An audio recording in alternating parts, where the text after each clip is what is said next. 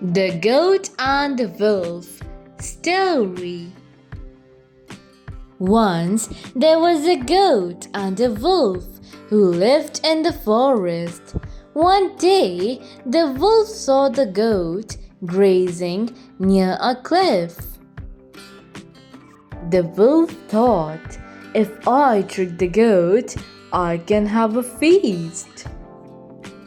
The wolf said sweetly, Dear goat, why are you eating dry grass here? Come to the lush green meadow below. The grass is fresh and delicious. The goat looked at the wolf and replied, Thank you, but I know your plan.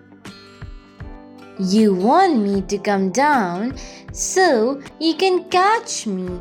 I will stay where I am. The wolf realized the goat was too clever and went away hungry. Moral of the story: be cautious and don't trust anyone easily, especially those with bad intentions. Thank you. Please like, subscribe, and get notified.